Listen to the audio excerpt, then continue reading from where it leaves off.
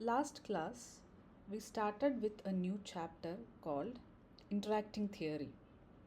So let's review some important concepts in interacting theory. The simplest interacting theory has a Lagrangian density given by minus half del mu phi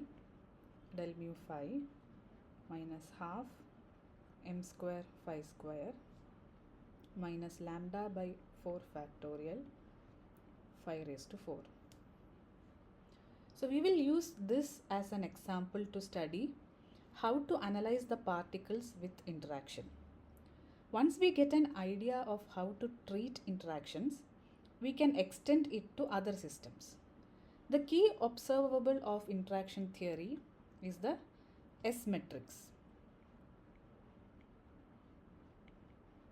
And it is defined as S beta alpha is equal to beta operator u plus infinity minus infinity state alpha. This is in Schrödinger picture.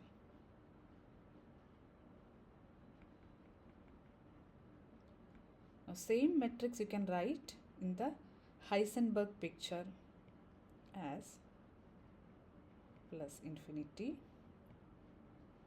minus infinity.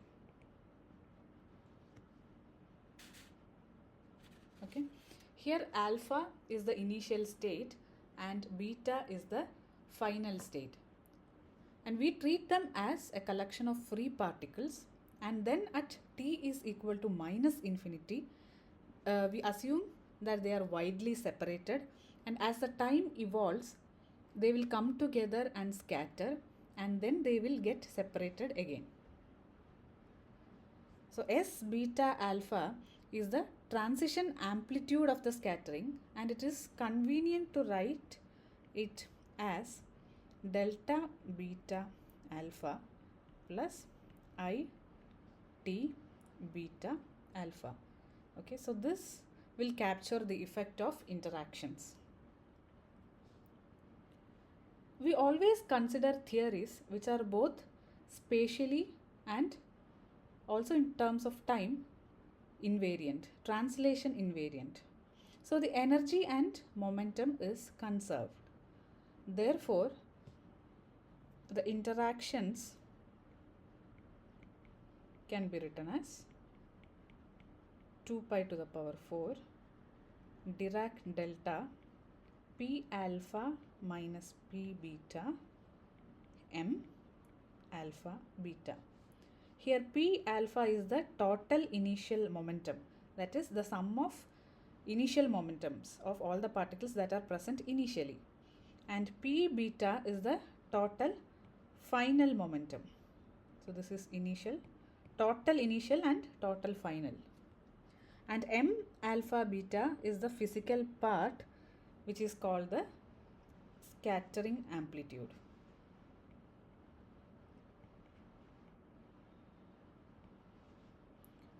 Theoretically, if we can calculate this M alpha beta, then we will be able to compare it with experiments.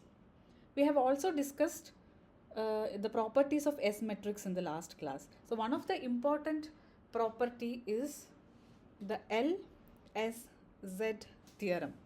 Okay, so in the last class I just mentioned it as M alpha beta can be obtained from the time ordering.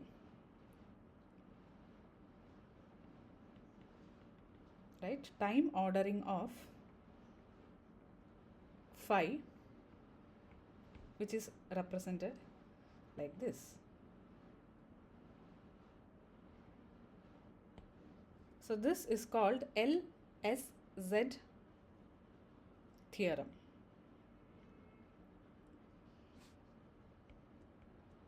Lehmann, Szymanski,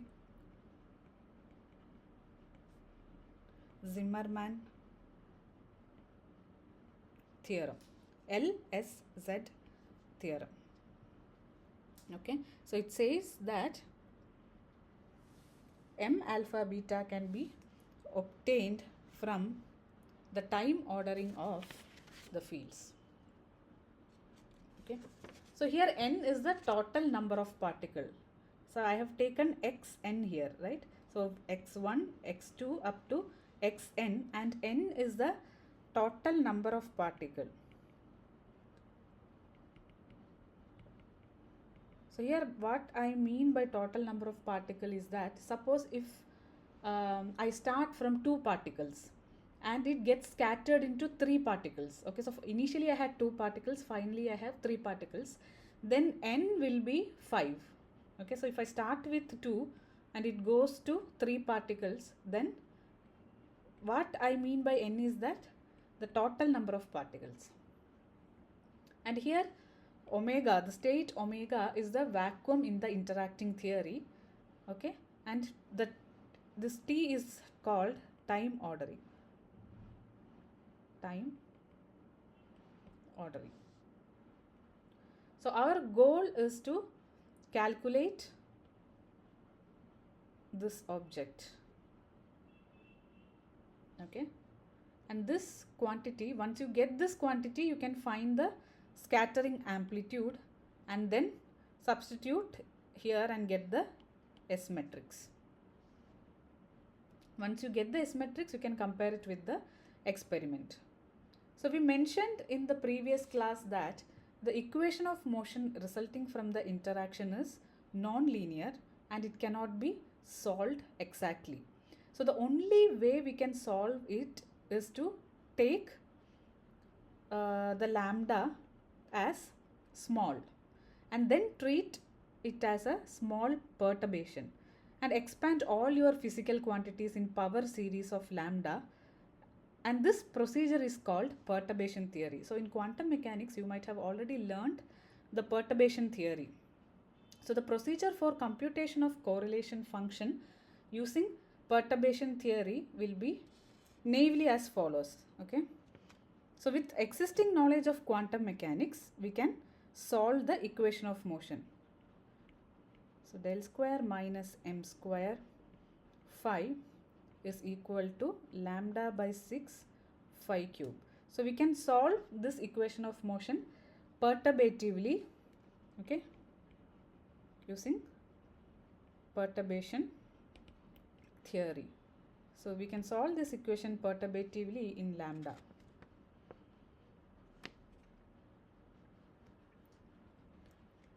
In perturbation theory, the field phi can be represented in power series of lambda. So I can write phi naught plus lambda phi 1 plus lambda square phi 2 plus other higher order terms. Then plug in this power series into the equation of motion and then separate the 0th order perturbation and the other higher perturbation. So let's do that. So once I plug it, then I'll get del square minus m square. Okay, I'm plugging it and as well as I'm separating it out. So phi naught is equal to 0, and similarly I'll get del square minus m square phi 1 is equal to phi naught cube by 6, and similarly I will have higher order expressions. Okay, so what I have done is that I have just plugged in the power series of phi into the equation of motion, and I am just separating the 0th order perturbation, the 1st order perturbation, okay, etc. Once you know how to solve this equation, this is very easy, right? This is a linear equation and you will get the solution for phi naught. Once you get phi naught, I can substitute it here, and again this equation will also become linear in phi 1. So this will become a linear differential equation in phi 1. So I can easily solve the second equation, and so on I can solve the entire equation. So that is the method that I will follow.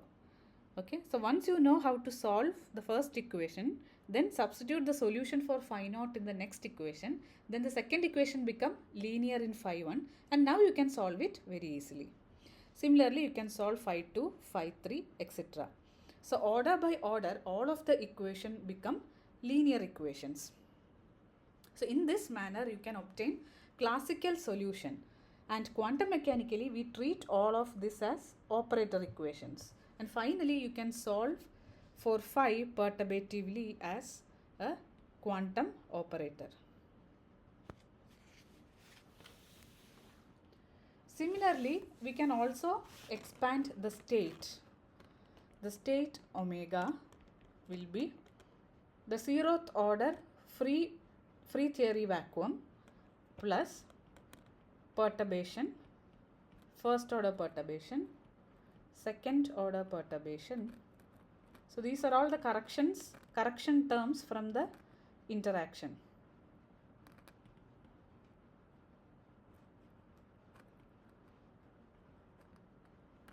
And this is the zeroth order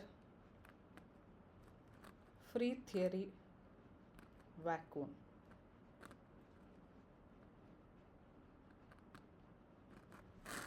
Okay. Because of lambda, the Hamiltonian and the ground state also changes. So this is the new vacuum in interacting theory. Now that you know phi and the state omega in terms of the perturbation lambda, we can calculate the time ordering. So let's call this time ordering as Gn. Okay, Gn is equal to state omega time ordering of phi of x1 up to phi of xn omega. So Gn can be reduced to a calculation in free theory. The first order term can be computed, but for higher order terms, this procedure is complicated. So these were the steps followed by the early researchers in the field, and now there are more systematic approaches that got developed eventually. So here I can only easily compute only for the free theory. When it comes to interaction, this becomes highly complicated.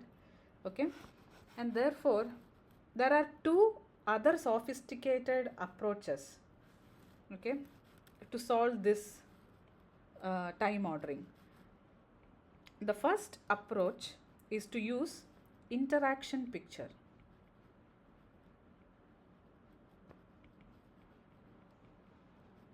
So you have heard about Schrödinger picture and also Heisenberg picture. The third picture is the interaction picture. Okay, so there are two sophisticated approaches to solve the time ordering, and the first one is to use interaction picture.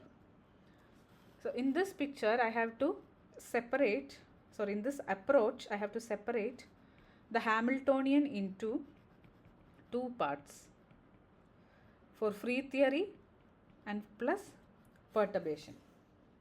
And this comes from the Lagrangian density of the interaction. So in the last class we have seen the Lagrangian density can be written as the Lagrangian density for a free particle plus Lagrangian density for interaction. So similarly, you can also write for the Hamiltonian free theory part and the interacting part.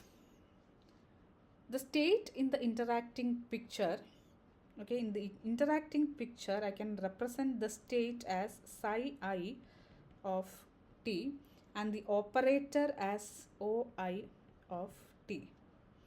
Okay, this is in the interaction picture. Both state and the operator both are time dependent. So they are related by the standard state in the Schrödinger picture through, that is the relation between the state in the interaction picture and the state in the Schrödinger picture. Okay, the relation is given by e raised to I h naught t.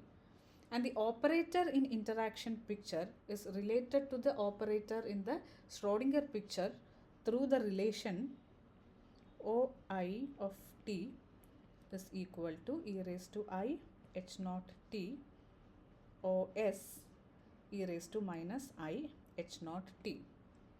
Okay, so here psi s of t evolves with the full Hamiltonian in the Schrödinger picture, and in the interaction picture there is a conjugate of the evolution operator EIH0T present in the equation. Therefore, in the interaction picture, the state will still evolve in a complicated way. Okay. So here, which means that here already there is a time evolution and there is one more time evolution. Therefore, in interaction picture, the state will have a complicated way of time evolution. But at the same time, the operator still evolves simply. Okay, here because in Schrodinger picture, the operator don't evolve. It's not dependent on time. Okay, so here evolution is just controlled by a free Hamiltonian. So there is only one time evolution for the operator. Therefore, in interaction picture, the states still evolve complicatedly, but the operator evolves in a simpler way. So this is the first approach to use the interaction picture. The second approach to solve the time ordering is to use path integral. It's a path integral approach. So in my opinion, path integral has more advantages over the interaction picture. When you do interaction picture, you get a feeling as if you are doing some tricks or some clever tricks or magics and obtaining some nice formulas without knowing what you are doing. So the path integral approach is more straightforward and it's more physically intuitive and it is much easier to generalize, and therefore I always prefer path integral approach, and in this course also we will follow this approach. So what are path integrals?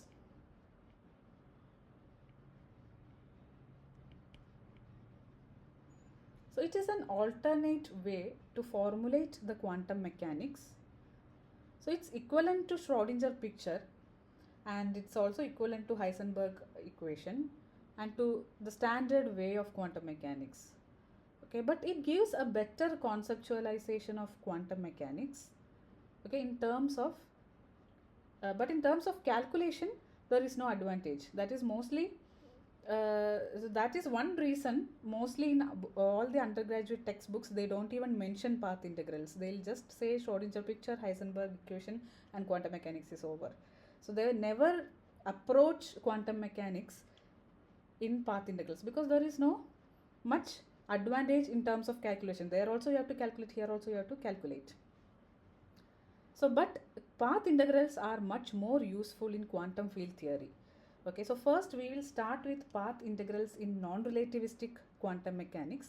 Then we can immediately generalize it to field theory. So we will try to understand path integral by using the example of just one particle in non-relativistic quantum mechanics. Okay, that is particle in one dimension. So first we will use this as an example to develop the concepts of path integrals. So usually in quantum mechanics, we write the Hamiltonian p square by 2m plus v of x. So here p and x are operators. And we always start with Schrodinger equation, but path integrals start with a new object, which is the propagator that we have defined. Okay. The propagator. This is same as the transition amplitude for an eigenstate with x prime and t prime going to a time, a position x and a location x and time t. So if you know this object, it is equivalent to solving the Schrodinger equation. Because once you know this object, you can always convolute it with the wave function at time t, and then you get wave function at time t prime. Okay, so this is a very important object in quantum mechanics. So in Schrodinger picture, this can be written as xt x prime t prime can be written as x e raised to minus I h t minus t prime x prime. Okay, this is in Schrodinger equation. Sorry, Schrodinger picture. Also, the wave function at time t and location x can be written as dx prime xt x prime t prime psi of x prime t prime. So once you know psi of x prime t prime and this function, then you can always obtain the wave function at a time t. Okay. So let's use a trick to solve this. So my aim is to solve this, and I have to use a small trick. So first consider a time axis. Okay, we start with a time, initial time t prime, and end somewhere here at a time t. So we divide this time interval into infinite number of segments. Okay. So I had time axis, initial time was t prime and the final time was t, and I have to divide this interval into infinite number of segments, equal segments like this. Okay. And we label each segment as 0, 1, 2, etc. up to n. Okay, so the initial time t naught is t prime and the final time tn is equal to t. And the time interval delta t is equal to t minus t prime by n. Okay, and also you can see that if n is tending to infinity, that is if I have infinite number of segments, then the time interval tends to 0. If I put infinity here, then I will get delta t equal to 0 because 1 by infinity will be 0. Fine. So the reason for defining this time interval is that we can rewrite this exponential e raised to minus I h t minus t prime in terms of this interval. I can write e raised to minus I h t minus t prime, right? So I have to substitute for t minus t prime. From here, t minus t prime will be n delta t. So e raised to minus I h delta t. So n delta t. So I can write whole raised to n, right? So this is equal to writing e raised to minus I h n delta t. Now I have to substitute in the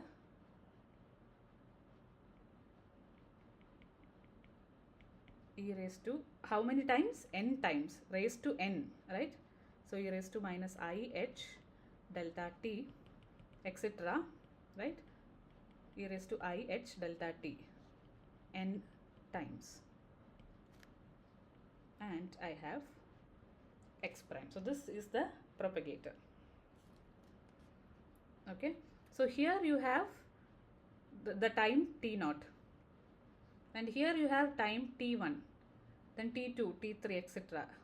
Okay, so you go like this. So at any point you can call this as ti. Okay, any point, at any point, random point if you take, I can name it as ti. At ti, we can insert a complete set of position eigenstates. So completeness theorem. I hope everybody know what is completeness theorem. I can write xi is equal to 1. Okay. So once I define this, I can define the total k. K is equal to integral dx1 up to dx n minus 1 So the first one will be x e raised to minus I h delta t xn minus 1. Okay. So from x to xn minus 1. Then xn minus 1 to xn minus 2. Similarly, I have to go till I reach x prime. So x1 e raised to minus I h delta t x prime. This will be the last term. So what I have done is that I have splitted it into each single object. So the purpose of splitting it into each object is for the easiness of the calculation. Each factor can be written in a general form. For example, see x, xn minus 1, then x1, x prime. So in general, I can represent each factor as xi plus 1, right? E raised to minus I h delta t xi. So if I am having xi here, then here I should have xi plus 1. Okay. So this equation is very difficult to compute. So but once you separate it into infinitesimal steps, then we can add them up, and computing the infinitesimal step is very easy. Okay. So more explicitly, I can write e raised to minus I h delta t is equal to e raised to minus I delta t. What is h? H is Hamiltonian, p square by 2m plus v of x cap. So we know something called as the BCH formula. I hope all of you are aware of BCH formula in quantum mechanics, which says that e raised to a plus b is equal to, okay, if a and b are operators, then e raised to a plus b is equal to e raised to a multiplied by e raised to b, e raised to minus half a comma b commutator, right, plus higher order terms. So this is the main reason why I wanted to factorize the operator. I hope now you have understood. So here you have p square by 2m plus v of x prime. I can write it in this form, right? And I can also neglect the higher order terms. So I can show that xi plus 1 e raised to minus I delta t, then p square by 2m e raised to minus I delta t v of x prime. I can neglect the higher order terms, okay? Xi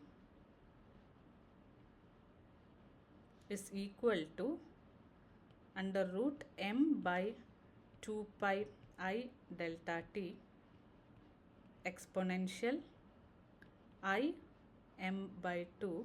So here I am writing p square by 2m, p as xi plus 1 minus xi by delta t whole square.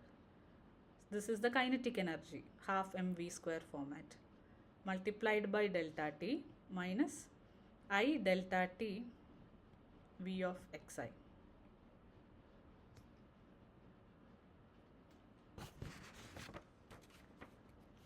Okay. And for each value of x, we have to do the integration to get k. So if you have a function x which is evaluated at ti, then it becomes xi. That is, x of ti is equal to xi. So you always consider a function x that is evaluated at time ti to be xi. And if you carefully observe the above expression, there is a Lagrangian that is present in the exponential. Kinetic energy minus potential energy, right? Then I can write this above expression as this is equal to, so under root m by 2 pi I delta t as it is, m by 2 pi I delta t as it is, exponential of I delta t, I'll take common here, okay. So I delta t, this is common here and here, so I'll take outside, and the rest of the thing is kinetic energy minus potential energy, which I can write Lagrangian of x dot, which is evaluated at time ti, okay. So Lagrangian here is half mx dot square minus v of x. Now we can write the full k. K is equal to, so k in the sense here, k of x t, x prime t prime is equal to limit n tending to infinity. So why should I write n tending to infinity? Because if I want delta t tending to 0, then n has to be tending to infinity. Then for all the n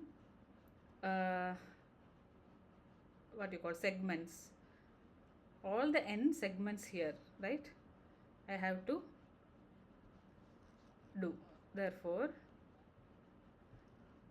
m by 2 pi I delta t raised to n by 2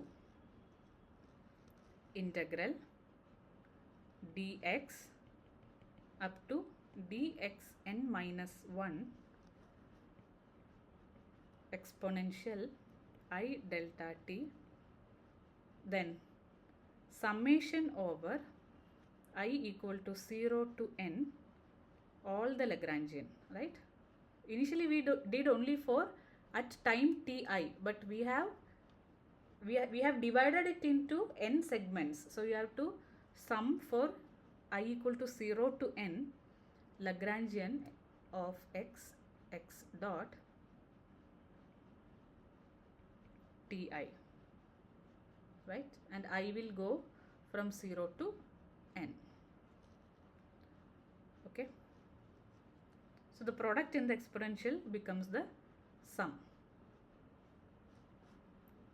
Now we recognize that this sum is the discrete version of the integral with respect to dt.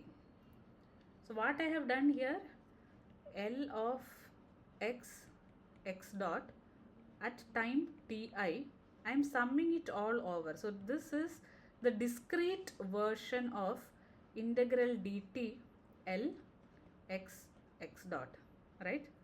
So this is a discrete version of this continuum form. Therefore I can rewrite it as k is equal to, and all these terms for the time being I'll just represent it as some quantity, okay. Then exponential I delta t integral t prime to t dt prime L x dot. So whenever there is something complicated in physics, you can rename it, right? So I rename this quantity because I think it's very difficult to compute this integral. Therefore I just write it as dxt.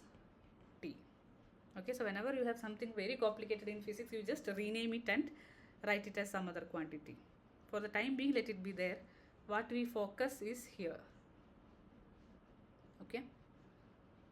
So integral dxt, where x of t prime is equal to x prime, to x of t equal to x. Okay, so here dxt represents the integration of all function x of t satisfying x of t prime equal to x prime and x of t equal to x with the end point fixed. So the end point is fixed. Suppose you have the xt plane, okay, x here, and time here. Then let this be the point x prime t prime, and let this be the point x t. Okay, then what do you mean by this k? Integrate over all the possible path between x prime, t prime and xt. Okay, so I have this path, I have this path, I have something like this, I have something like this, right? So integrate over all possible path between x prime, t prime and xt, and each path is weighted by the exponential. And if you carefully see the exponential here, integral t prime to t dt prime Lagrangian of x dot is nothing but the action s, right? So I can write that here each path is weighted by the exponential